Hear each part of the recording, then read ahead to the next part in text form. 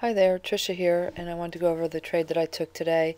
I used two setups, one off a longer tick chart, one off a smaller tick chart for scalps, requiring confirmation on all my indicators and confirmation on 3 charts. This is a scalp trade that was setting up. Now, up until this point, our trending indicator really wasn't above the 20 mark, so I think we were above it from like 11 to a little after 11, and then we weren't, and here we are again, but our scalp setup is setting up. But what I like to see is we have some divergence here, which I like. We've got our scalp trade setting up here, which I like, of course, but I would want to see this. If I'm going to take it in overbought territory, I want to see this just crossing into overbought territory. I don't want to see it going sideways and take it after it's gone sideways. Even if it's just around the overbought area. Now, if it were, say, oops, sorry about that. If it were, just about here and not crossed into that overbought, or just crossing into the overbought, I would take that. But going sideways in the overbought, when our indicator signals us to go in, I will typically pass on that because it usually doesn't work out. And that just takes practice, watching the indicators and so forth, and what price action happens around the indicators going sideways and so forth, and not trending, and the tick in negative or in positive territory. This is a trade that I took. It was about 12:47, and we've got divergence on our indicator, and I'd like to get in above this bar here. Actually got filled over here. I was in at 908.75 using my trail stop method. I used to lower this bar here and was stopped out over here for a gain of 2 at 910.75. So, not a huge gain, but still a gain. So that's good with me.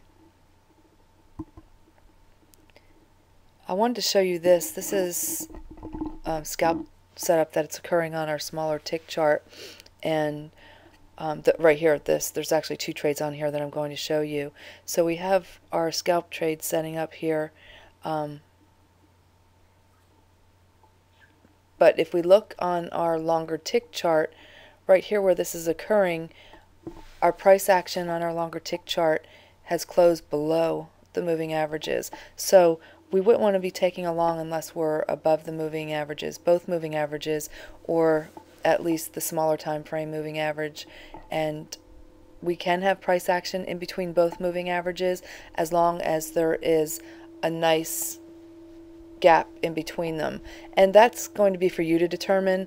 Like if I was taking a trade, if there weren't excuse me, if there wasn't at least 6 or 7 points in between there, I would not take a trade that's trading in between the 2 moving averages. So that's just my discretion, and that's something that is discretionary, and you would have to decide on your own. What are you going to trade in the middle of the 2 moving averages? What makes it worth your while? Because you can assume that, let's say, a 6 or 7 or 8 point difference in between the 2 moving averages, let's just figure half of that is the most that you're probably going to expect to make. So if you only have a 4 point difference in between the 2 moving averages, the most you can expect is 2 points. So, if that's worth your while and worth the risk, then you absolutely can take that.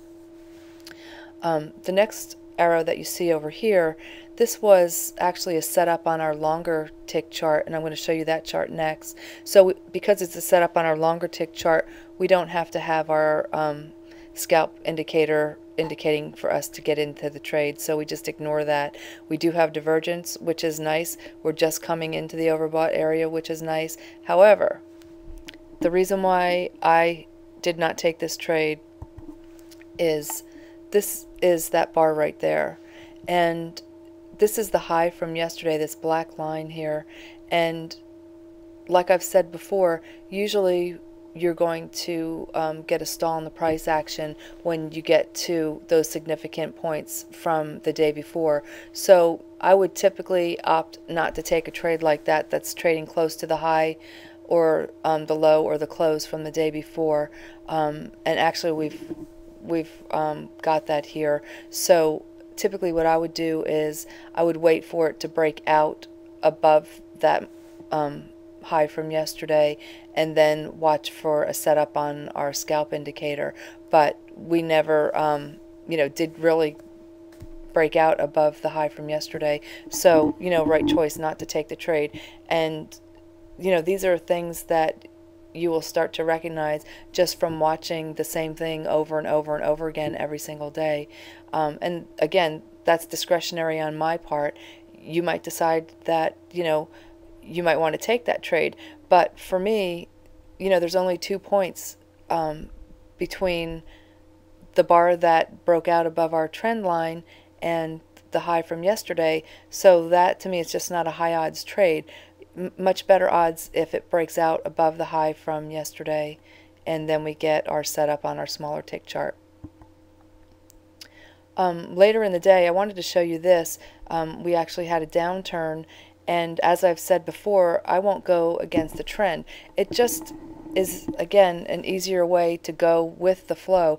You're going to have better odds if you're going with the trend, not against the trend. And as I've said before, that doesn't mean that there aren't setups that work trading counter trend, but I prefer not to take those. So I did draw Fibonacci lines in here, and you can see the 50% mark is right here. So in order for me to take a short, I would need my price action on my longer tick chart to be below both my moving averages, and I would need it to be below this 50% mark. And if you're not familiar with Fibonacci, not to worry. All you have to do is look at the high up until the point where you're looking for a trade entry. Look at the high of the day and the low of the day, and just go to halfway, and that is 50%. So you'd want to get below that that point, in my opinion, to take a short, because at that point then you are in a downtrend. So I only took one trade today. It was the scalp trade setup, and I made 2 points, and that was it for the day. So the key is, when you do have your scalp indicator indicating that a setup is occurring, you always want to make sure that your trend indicator is in alignment. And obviously if that is in alignment, it's over 20, then you want to check all of your other indicators as well. Some people may opt to trade on a smaller tick chart or with less indicators, and you of course will have more trades, but you are not going to have as much confirmation for the trade, so it could possibly go against you.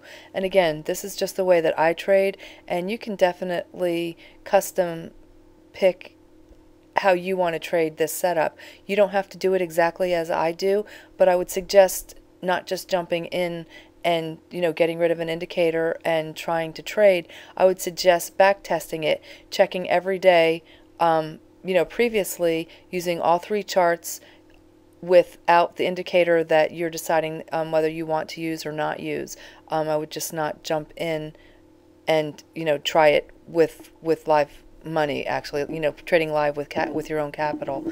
So that's all I did today, was one trade, and I will see you tomorrow.